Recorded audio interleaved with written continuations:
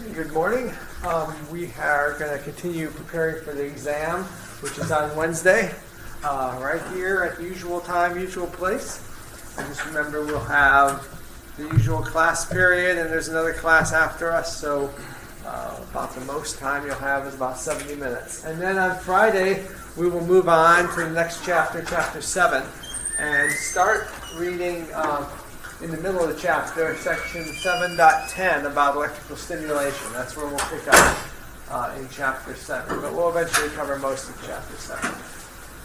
So before we begin on the practice exams, are there any questions in general about the exam that anybody wanted to raise or bring up? All right. In that case, I will be sending out probably later this morning the solutions to the homework and the solutions to the practice exam. So be watching for those coming by email soon. Now, I believe where we were on the practice exam 2B, and we had just finished the first rather long problem, problem 5, and we're going to pick up with problem 6. So, let's begin there. Problem 6 is about osmotic pressure. Chapter 5. Suppose you wanted to produce pure water from salty water in the Dead Sea. So the osmolarity is 2.5 osmol, which is pretty salty when you think about salt water in our body is about 300 milliosmol or 0.3 osmol. So Dead Sea is very salty. You could use hydrostatic pressure to push salty water through a semi-permeable membrane. So here's the semi-permeable membrane, and here's you're going to apply pressure.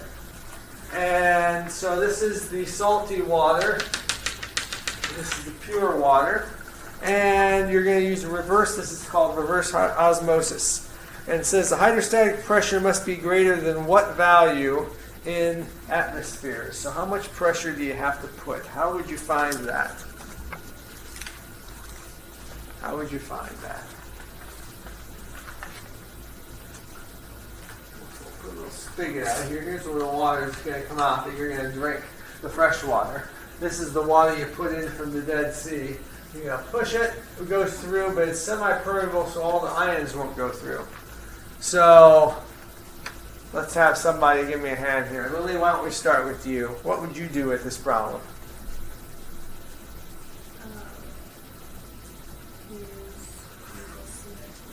Okay. Basically, yes.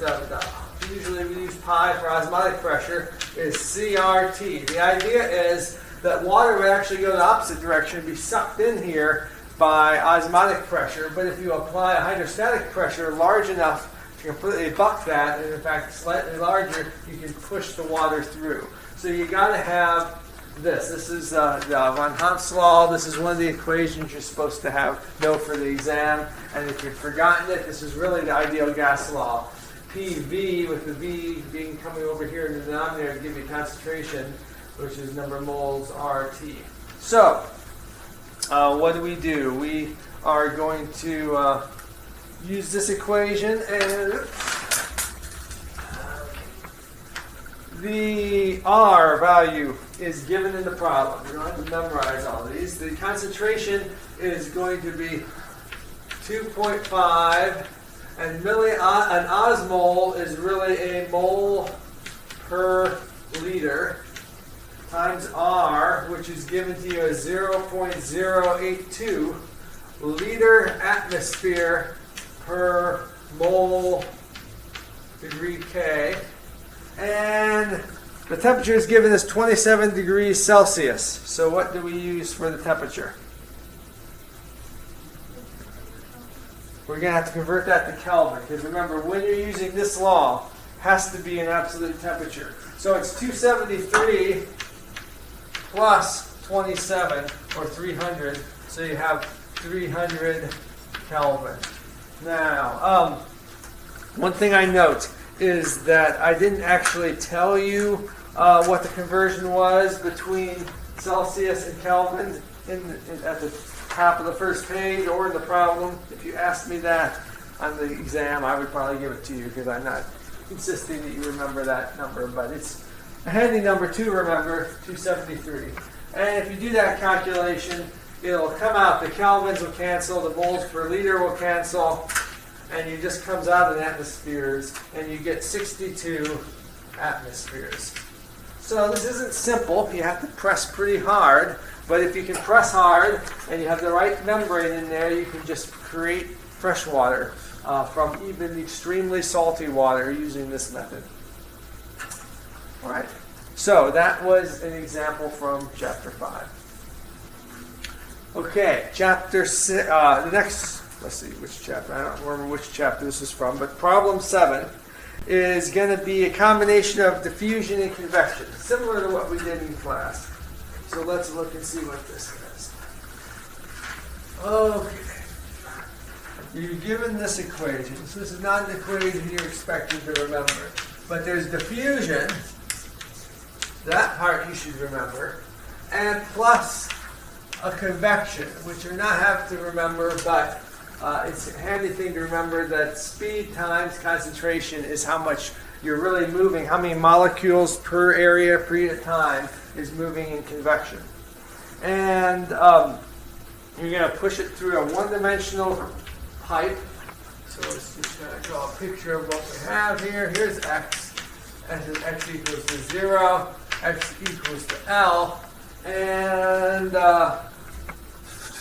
position x along the tube, C is the concentration, D is V is the speed, assume V is positive, so fluid flow is from left to right.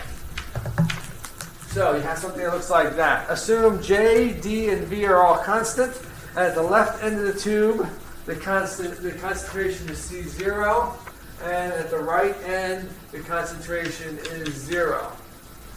So this is a case where you're pushing particles from left to right, and you're really doing it with both mechanisms. You're doing it with diffusion down its concentration gradient, and you're flushing it through with convection.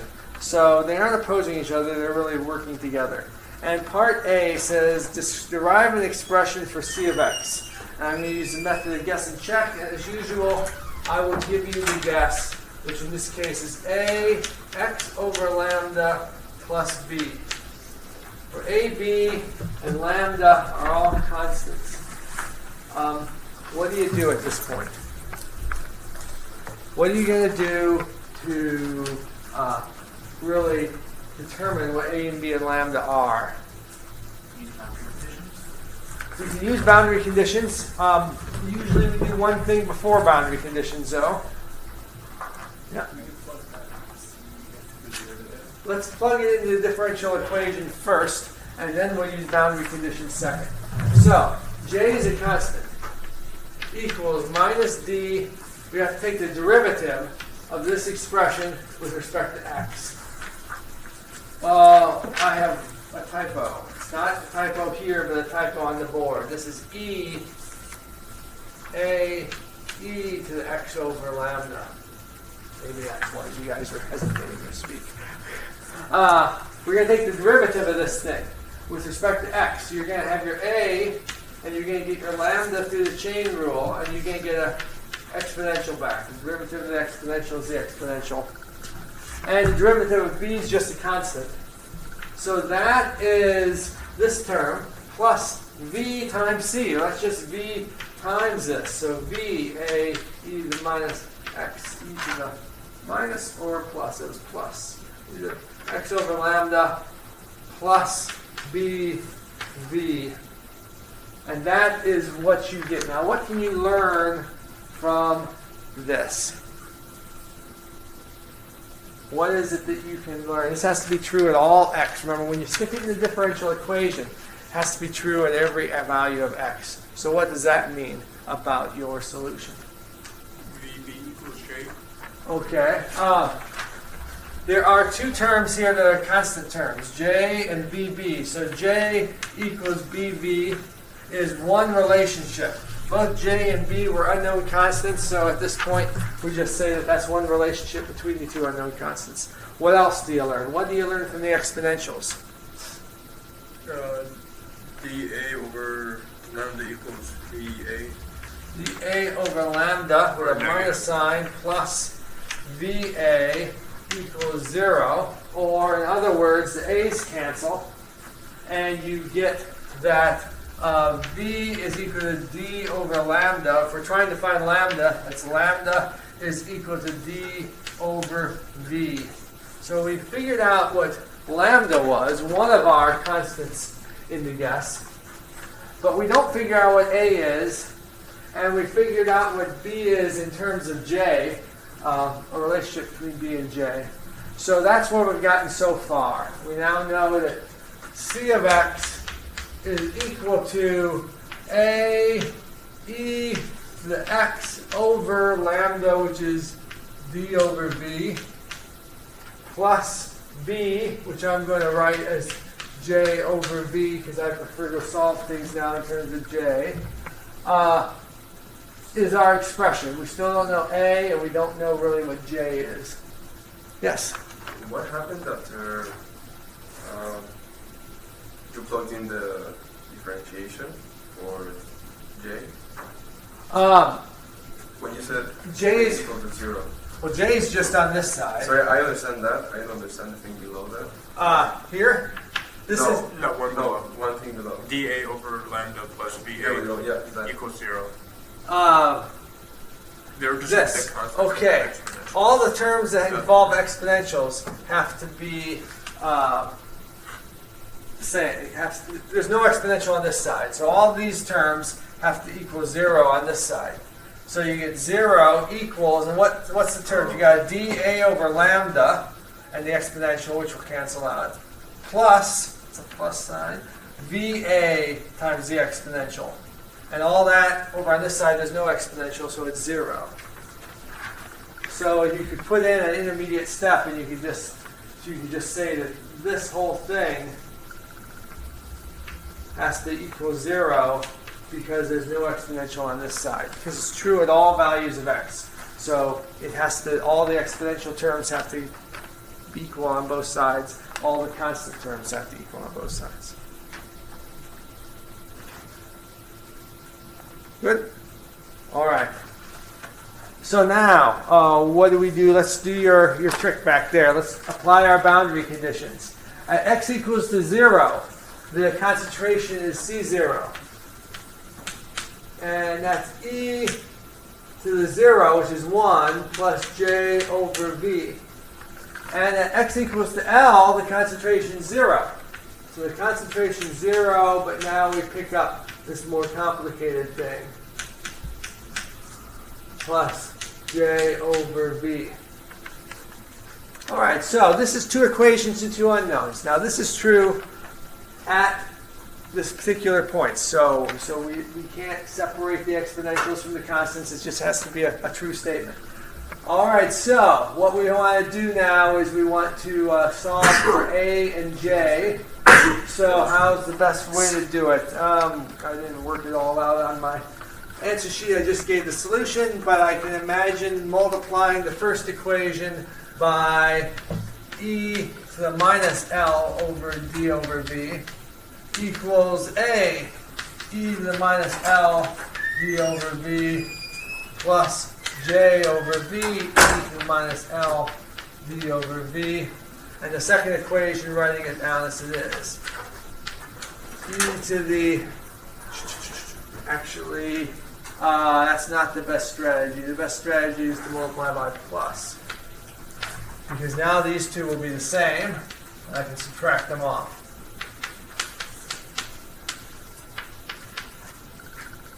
This one doesn't have the exponential. So I'm not multiplying the second equation by anything. I'm multiplying the first equation by the exponential, and now I can subtract them off. C naught e to the L d over v equals A, these two subtract off. This one becomes j over v. The first expression has e to the L d over v, and the second one is minus 1. It's minus j over v, which is canceled out. And I can now solve for j. J is what I can find in this case. J is equal to, okay, I'll bring the v C naught, and then you get an E to the L V over V, E to the L V over V minus 1. And that is the expression for J. I did write it slightly different in the answer sheet. I multiplied top and bottom by E to the minus L over D over V. You do that, you get E to the minus times E to the plus is just 1, made the top simpler.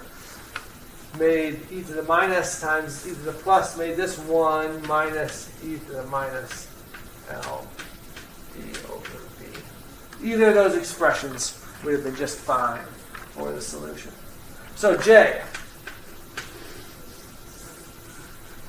Okay, and then all you got to do is go back and you figure out what A is. And the easiest way to do it is to take this, solve for A, and plug in the value of J from here. So A is equal to, there's a minus sign because I moved the A to the other side. I divide through by this, so E to the minus L D over V, and divided by, let's see, I'm solving for A, so I give you a J over V. Here's the V, and here's the J. V C naught 1 minus E to the minus L D over V. The V's cancel, and you just get A equals. And I want to make sure I'm going to get it the same as in my notes. I think so. Minus C naught E to the minus L D over V 1 minus E to the minus L D over V.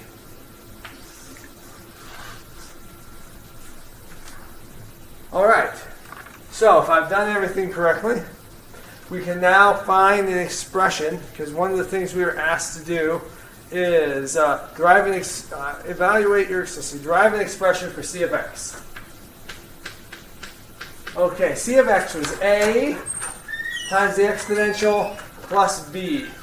B is just J over V. So B is essentially this if you divide by B. So what do we have? C naught's in both of these. This denominator is in both of them. And then you have, okay, you have A and you have B. Let's write B first because it's positive. B is J over V, so the V goes away. And you get just 1. And you get then minus, here's the A term, and you get E to the minus, or E to the plus X over lambda, which is D over V. And this is almost the expression I had.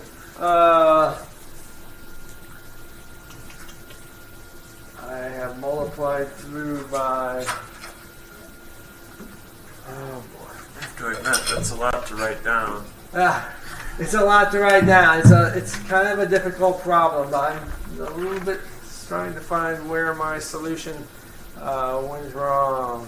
Useful information. C of x is A, and here. Your A is this times E, so the A should have an exponential up here from the A, E to the minus L D over V. So it should look something like that. All right. Now, if you wanted to simplify this, you could multiply through by top and bottom by E to the plus, and you're going to get something that's simpler.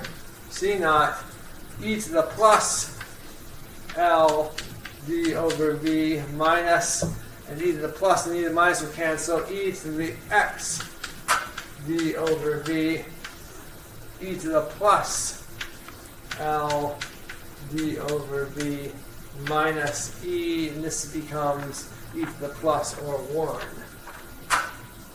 There we go. And that is the solution in the answer sheet. So, it's kind of complicated. I mean, basically, finding A and lambda and B isn't so hard, but plugging it back in and kind of simplifying the expression is a little complicated. But if you give me something that was equivalent but somewhat more complicated, you'd still get the solution right. Okay, questions on that? That part was a little bit complicated. But you're essentially solving two equations and two unknowns to get A and J. Yes? Does this eliminate J, D, and E expression? Okay. Well, J ultimately is eliminated here, so there's no J. Fine. Okay, so it's just in terms of X, lambda, L, and C naught. So that's basically what the final expression is in terms of. So that basically says when you see J, plug in this thing, and that gives you your expression. Okay, so that was a lot of work. Questions on that? Anybody else? I'm going to make a little room because that's only part A of the problem. So let's get some more space.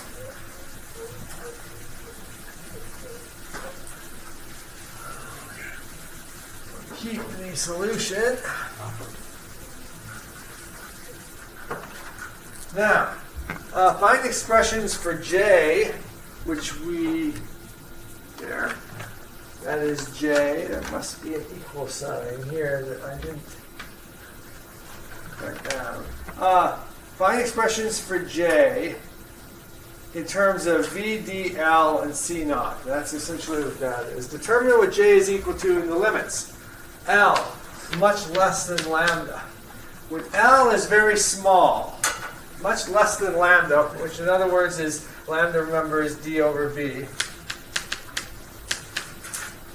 What's this expression for J going to become? Well, it's got a V, C naught. What's the bottom going to become? We have E to a small number. What do we do with that? Leave at 0. Well, if you Actually, just assume L went to 0, you get 1 minus 1 is 0. You get 1 over 0. It's going to get real big. We'd like to do a little bit better than that. If we want to get a little more accurate, Taylor series. you're going to use a Taylor series. And in fact, in the problem, it tells you that e to the z is approximately 1 plus z for small values of z. So let's use the Taylor series. 1 minus. And for exponential, you're going to get 1. And in this case, the z is minus L over D over V. So you can get minus L D over V. And now your 1 and your 1 is going to cancel just like we were said would happen. But you're going to get a minus and a minus or a plus. So you're going to get a V C naught over L. And then your D over V is in the denominator of the denominator. So you get D over V and the V's cancel. You get V C naught over L. Now, does this look anything familiar in any way? That is essentially dc dx. If you had just approximate the derivative of dc dx of the gradient as c0 over L, change in concentration over change in distance. So what it says is this is the case when diffusion dominates. And in fact, you can identify L over D over V is really going to be that, I believe it's the PHY number that tells you which is dominant, diffusion or convection. So this is the case when diffusion dominates and you get the amount of transport is almost all going to be by diffusion. It just looks like this term. How about the other limit? L much greater than lambda. Well, then you get J is equal to V C naught 1 over, and now L is a really big number. And you got E to the minus a really big number, which is negligibly 0. So that's basically 1 over 1. So in other words, V C naught. J just becomes V times C naught. Well, that looks just like this term. So this is a case where convection dominates. So you have the two limits correspond to diffusion dominant, convection dominant, and you get the corresponding value for J either way. And that is what happens when you interpret each physically and you talk about which is the dominant mechanism. So, this problem's a little more long-winded, but it's very similar to the thing we did in class, where you're really basically, let's just review what we did. We guessed the solution for C, plugged it into the differential equation, used the boundary conditions. After some work, eventually came up with an expression for the concentration as a function of X, also an expression for J, and then we examined J, that expression in the limits, and found that in one case diffusion dominates, in another case convection dominates. So it's all there to try to interpret. So that was problem 7. Okay, it's a long problem. Any other questions before we move on? All right. Problem 8 is the essay. Dolphins are warm-blooded animals and breathe air, but they live in water. They have a layer of fat to reduce heat conduction from their warm body to the cold water. However, flippers stick out into the water and look as if they are made to be effective heat exchangers. A dolphin does not lose too much heat through its flippers because the circulatory system has a countercurrent heat exchanger. Explain what a countercurrent heat exchanger is and how it works. So, if you wanted to, you could draw a picture on this.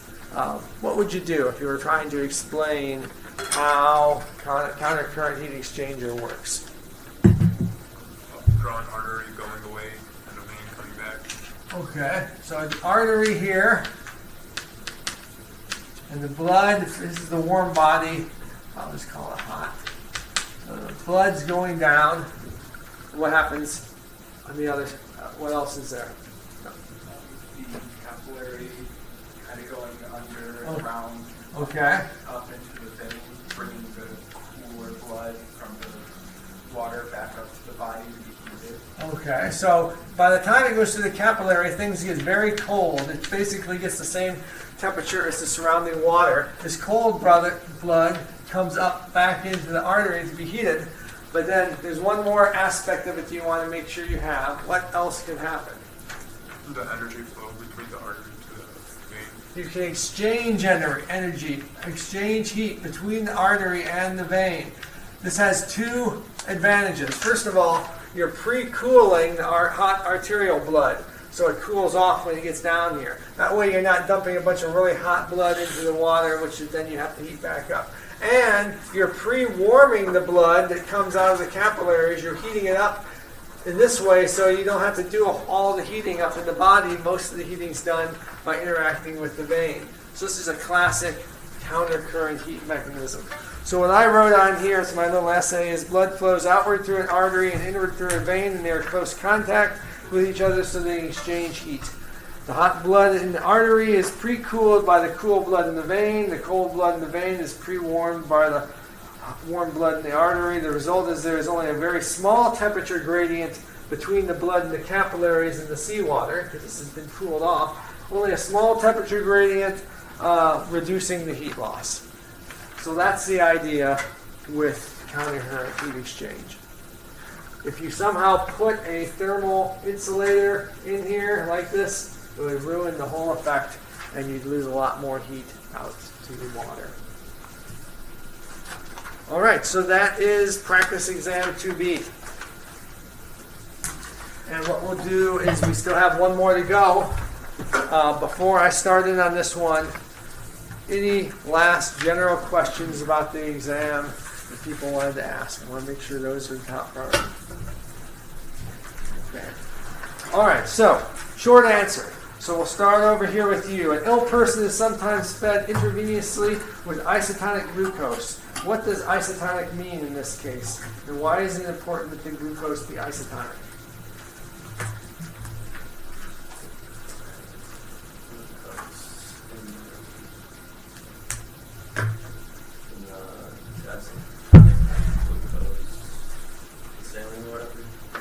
Okay. But what is it that isotonic really means? Anybody can jump in.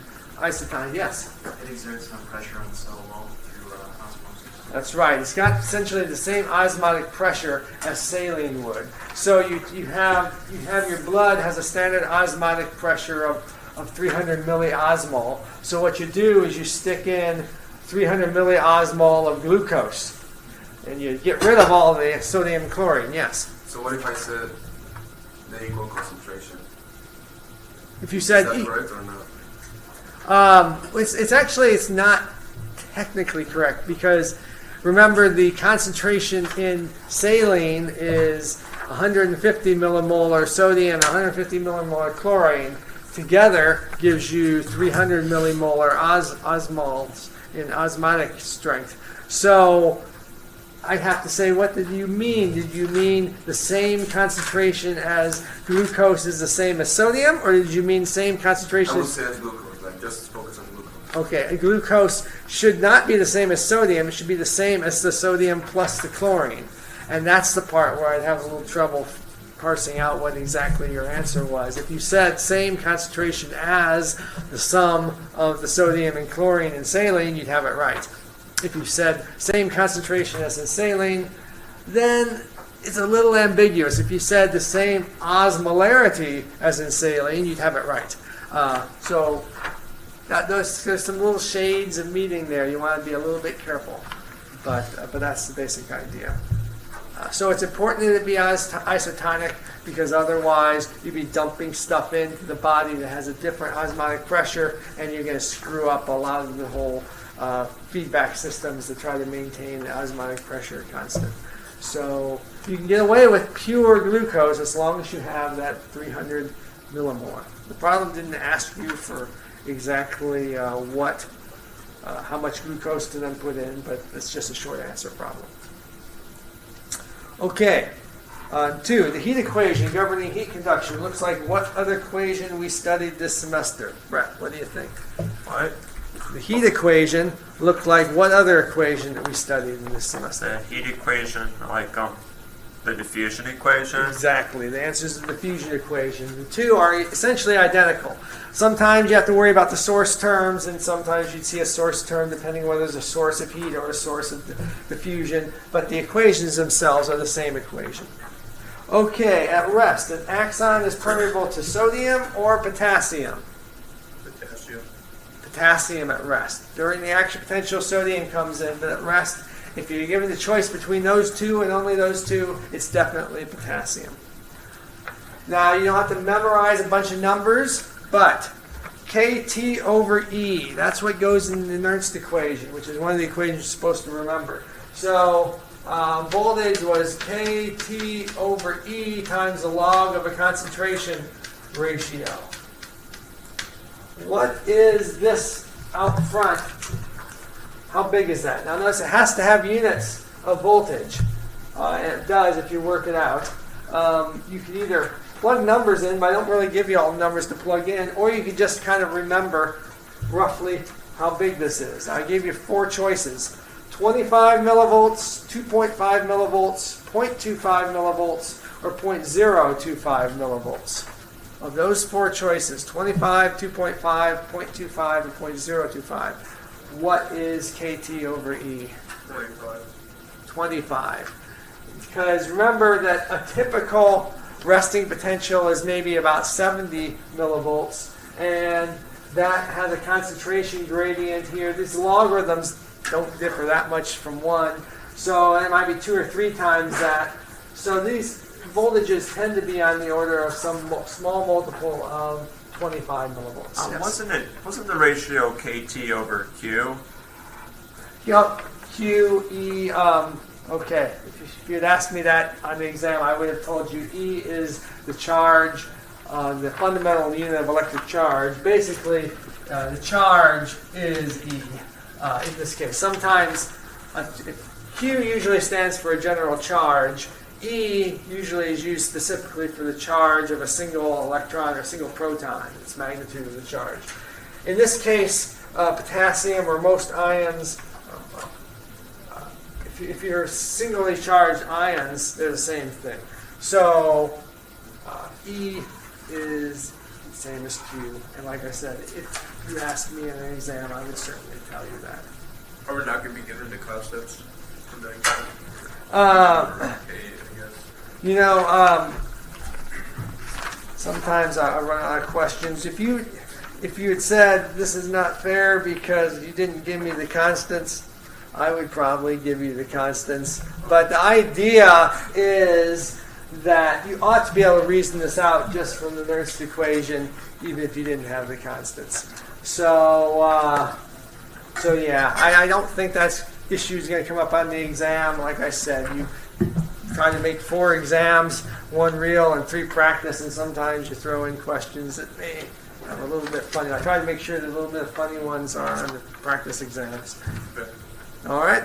But you're always free to ask me questions on the exam. Okay, those are the short answer. Those are all or none.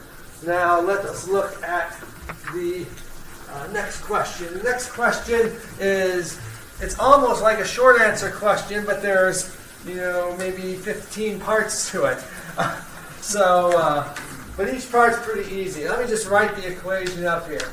This is the equation for the Hodgkin-Huxley model, and it's not voltage clamp. So this is the equation for Hodgkin-Huxley with propagation.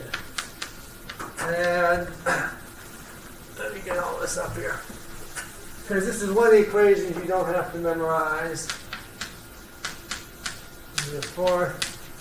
Now sometimes I use E and sometimes I use V for the Nernst potential. In this case I use E, but that's not one of the big things. This is term A, B, C, D, and E. Most of the answers will just be a letter. So let's just go around here and answer these. Okay, start over here. Which terms are nonlinear terms?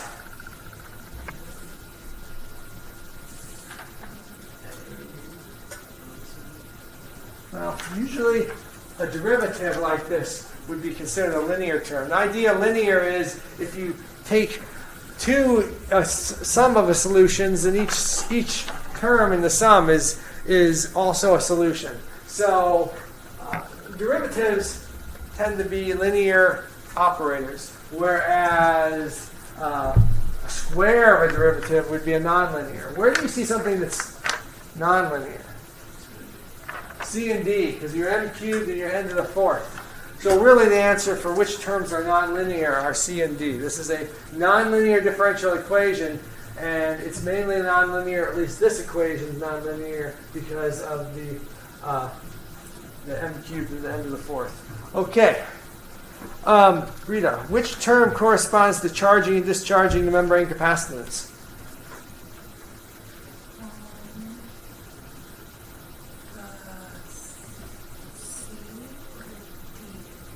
Okay. Capacitance.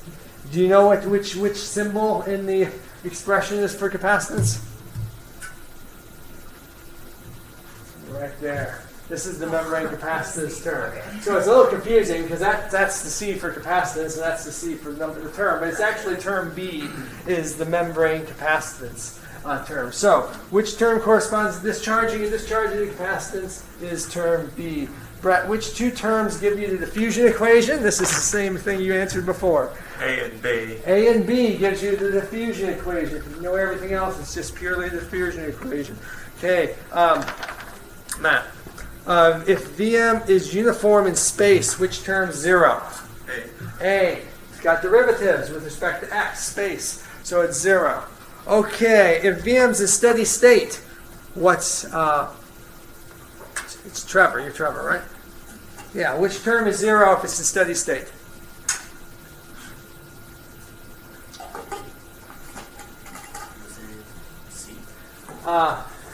No, it's actually B. This is important to remember that steady state is another way of saying time derivatives are 0. So if I ask you to solve an equation like the diffusion equation in steady state, the very first thing you do is you go zero out all the time derivatives. Okay, what does the symbol A represent? Yes. That was the one that I didn't know. Oh, that's the one you didn't know. Oh, I was thinking radius, but I don't know. It doesn't make sense. So you're thinking of what? radius. That's actually right. Oh, okay. You got it. Radius is the radius of the nerve axon. So it's an equation. You don't have to know the equation, but you have to. If I give it to you, you have to know what the symbols mean. Okay, which term causes positive feedback that underlies the upstroke of the action potential? Lily. C. That's the sodium term, which underlies the action potential. Samantha, what's the range of the values M, H, and N? What range of values do they take on? Okay, they're the gates. The gates can go from 0, they're dimensionless, they can go from 0, which is closed, to 1, which is open. So these gates, M, H, and N, all go between 0 and 1. That's the range of values. They never go negative, they never go above 1. They're just 0 to 1. Okay, I'm not. I'll give you I, but I don't know of any way you can know it unless you've really been reading carefully in the book. The drug tetrodotoxin affects which term? I'll give you a hint. You can guess if you want. I'm gonna guess C. You got it right. Tetrodotoxin is a famous sodium channel blocker. In fact, it's a drug that's found in the puffer fish. Produces this as part of its protective response to kill its prey. So if you're in Japan, puffer fish is a delicacy, but you want to have a chef that's really skilled, because if he somehow nips the little gland that secretes the tetrodotoxin and you eat the puffer fish, you're dead. So it's a very effective sodium channel blocker. If you block sodium channels, you block action potential propagation and you're dead. So good job, but we didn't talk about it in class, so it wouldn't be on the exam. Okay. Rebecca, which parameter, M, H, or N, can change the fastest? You got 3 gates, M, H, and N. Which one changes fastest? M. M is the sodium channel. Sodium channels open up very quickly. They close slowly. Potassium channels operate slowly. The sodium channels can open very quickly. Okay. Which parameter, M, H, or N, decreases upon depolarization? Which one, when you depolarize during an action potential, will close? H. H is what's called an inactivation gate. When it depolarizes, it closes and turns off the sodium current. So H. Okay, if the intracellular potassium ion concentration were changed, which parameter in this equation would be changed? Okay. Suppose here's your big expression, and you changed somehow changed the intracellular potassium ion concentration. Maybe and people can actually do this. They can squeeze out the exoplasm and fill it up with a new type of exoplasm that's got a different extracellular or intracellular potassium. What parameter in this big expression would change? Okay, it's in term D, but it's actually one of the parameters. GK, EK, G leak, E leak. Those are the parameters in the problem. Okay, you'd be changing the Nernst potential, because the Nernst potential has that logarithm of the ratio of the concentrations, and that's what determines the potassium. So, in other words, EK would be KT over Q log K out over K in. So if you were changing around the potassium concentrations, you'd be changing this Nernst potential. Okay, if you're changing the sodium, you'd be changing this leak. I don't know what you change. It's kind of a fudge factor. We won't worry about that. Okay, Alexandria. Which 2 terms contribute most to setting the resting potential?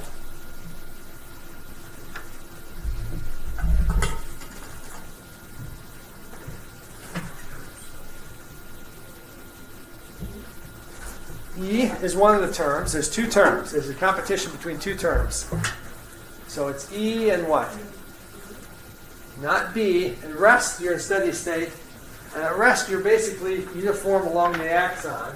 So these two, A and B, are gone. It's actually D and E. Okay, C is the sodium channel, and sodium's essentially closed. The M gate's closed up pretty tight at rest. So there's no sodium current to speak of. And if there wasn't any E, you would sit the resting potential would be sit down at the potassium Nernst potential, which was like minus 77. But it's actually a little above that because the leak is not negligible at rest either. So it's a combination, it's a competition of D and E. Yes? So in steady state, the C is basically zeroed out too? Or it's In this case, now steady state by definition means time derivatives go to zero. But in this case, because of the properties of the M gate, this term happens to be almost zero. Remember, M was something like 0.05 or 0.05 at rest. And if you cube that, you're going to get something that's really small. I mean, it can go between 0 and 1. You're going to get 0.05, 1/20th cubed, so you can get 1 over 20 cubed. So it just so happens that this factor will be 0. But that's not what the definition of steady state is. That's just, for this particular case, it would be essentially 0. Okay. So, which term was added as a fudge factor to get a stable resting potential? You know which term is sort of a fudge factor? E. E was the one that Hodgkin-Huxley, basically it's real small, and you wonder why did they need it? But they needed it to get these resting potential the way they knew it should be. So in order to get that resting potential, they added in this term. It doesn't have much other effect. Okay, Amber. Which term was, I don't know. Who derived this model of the squid giant axon? Hodgkin-Huxley did. And I'm so sorry we don't have any of these questions left for you. So this is an example where I could have a question that has a whole bunch of short answers all added together and comes up with a long answer problem. Okay. Questions on that? Yes? Do you want us to know what the approximate values of like M, H, and N at resting? Well, you don't need to know the approximate values. In other words, you don't need to know that M is 0.05 as opposed to 0.01. You know, you just have, but you should know that M is more or less closed at rest, so that's why there's no sodium current. So, and you kind of have to know that H is only partially open at rest. Otherwise, you can't really explain, say, anode break excitation, because the essence of anode break excitation is when you hyperpolarize, you open up H more. Well, if H was 1 already at rest, there'd be nothing to, you couldn't go any higher. So you kind of have to know their values, but you don't have to know anything quantitative. And what about the length constant and tau? The length constant and tau, you should also know order of magnitude. Length constants usually operate on a millimeter scale, time constants on a millisecond scale. You don't need to know anything more specific. All right.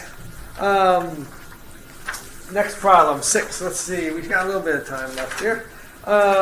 6. A 2-liter container of water is separated into its left and right halves by a semi-permeable membrane that passes water but no other molecules or ions. On the left, we add 50 grams of salt, NaCl. And on the right, we add 126 grams of glucose.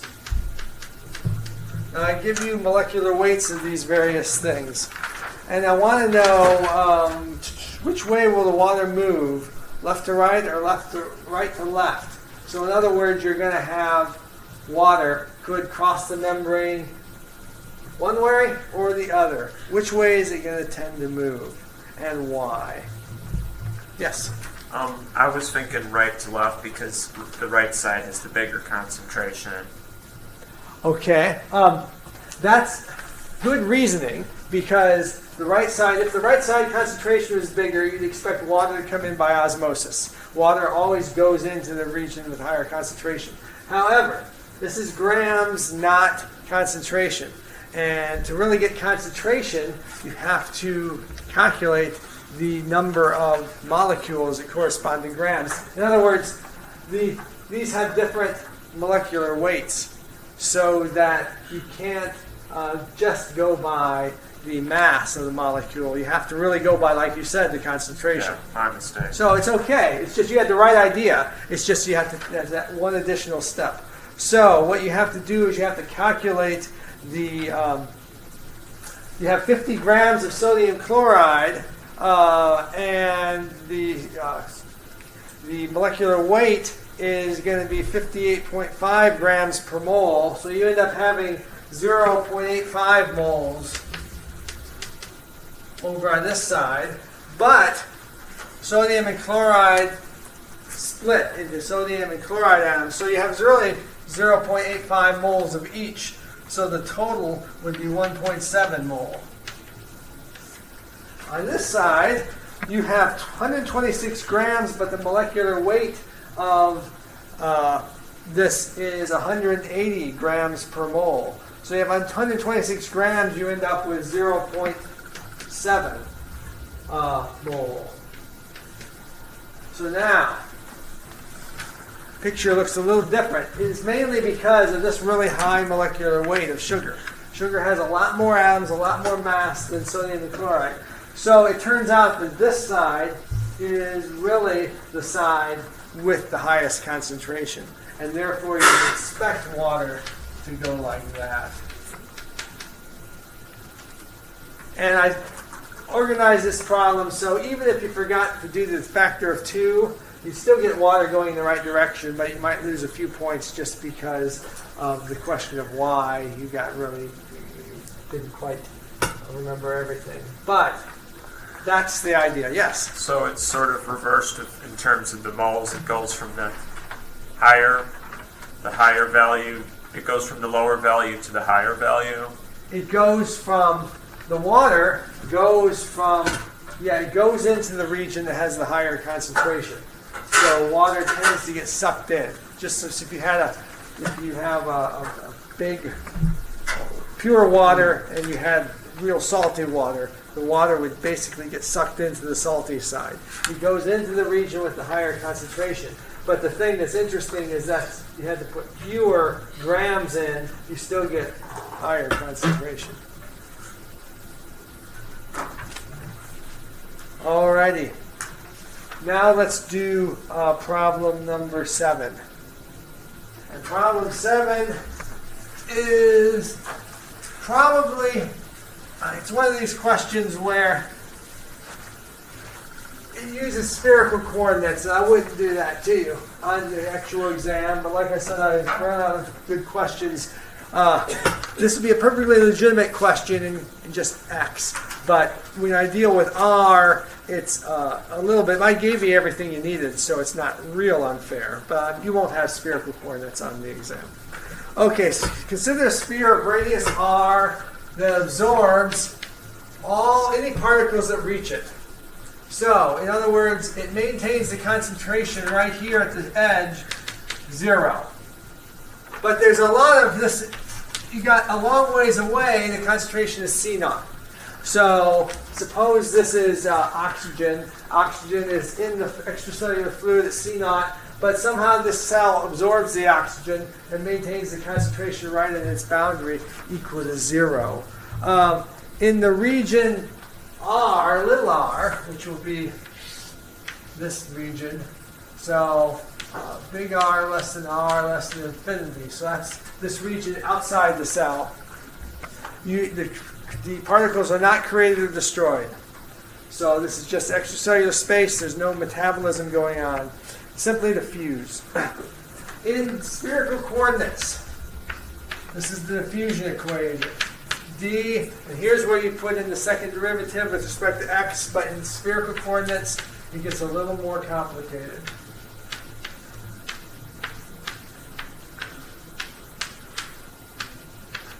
you really pick up an r squared and a 1 over r squared here.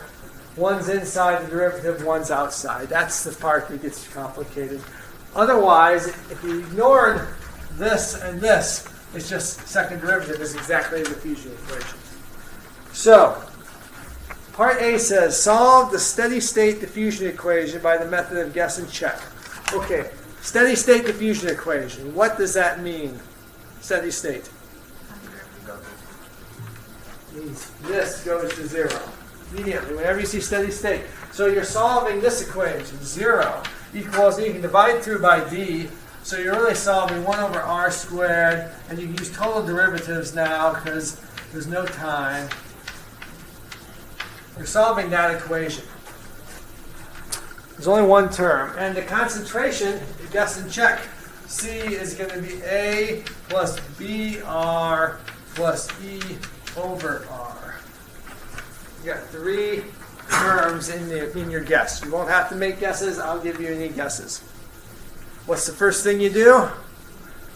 Plug it in. Let's plug it in. And this one, you kind of got to do it step by step.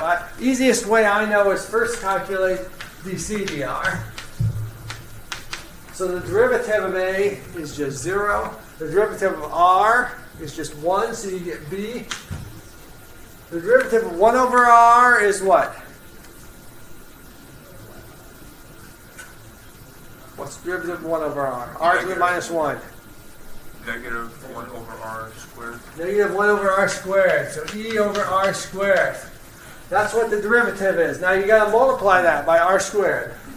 So r squared, you guys might be able to do this all in your head, but I got to do it step by step. B, I'm just multiplying through that by r squared, so it's br squared minus E.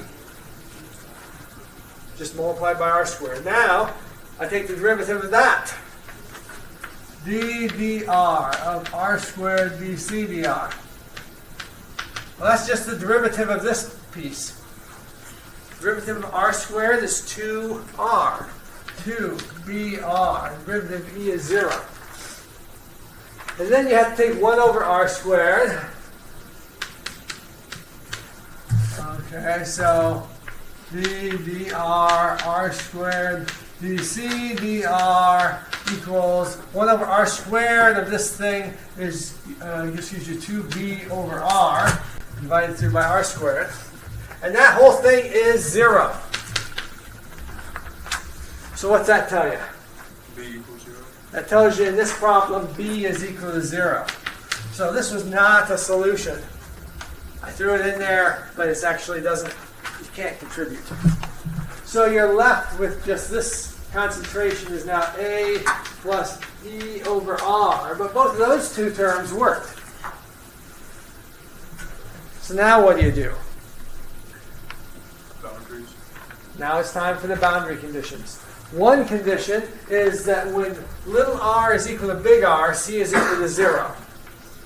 0 is A plus E, and now it's at big R. And the other condition is that at infinity, when r goes to infinity, 1 over r goes to 0, and you just get C naught equals to A. Well, that's nice. We got to solve for A and E, and that equation immediately gives us A. So that means E is going to be minus C naught R. Just solving this gives you minus A times R, and A is C naught. So our solution is equal to C naught, and that's 1, and E is a minus, let's see, so E is, okay, E is C naught over R, so 1 over R, it shouldn't be 1 over R, it should be capital R. So where did I go wrong? A is A plus E over R. That's good. That's what my guess was, wasn't it? Yes. And at 0, when R is A, so A is equal to E over R. So that means E is A times R. and A is C naught. So,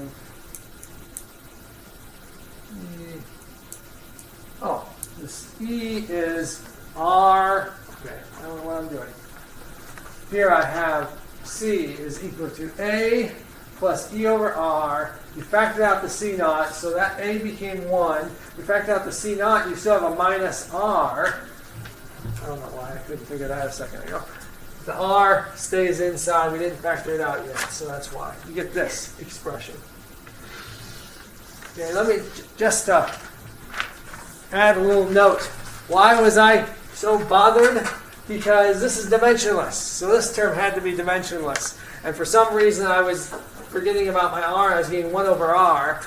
And you should do the same thing on your exam. If you're writing a solution and these two terms, which are subtracted from each other, don't have the same units, something went wrong. So you go back and you figure out what went wrong. So anyways, there's your concentration for the diffusion equation. Let's just check, make sure it works at the boundaries. When little r equals big R, you get 1 minus 1, or 0. When little r is infinity, you get C naught. Bingo. Yes? Is there a reason why you were able to get rid of D and not 1 over R squared? Say that again. So, like, you know how you said in the very beginning, like, steady state it equals to 0. So that's why you were able to get rid of D.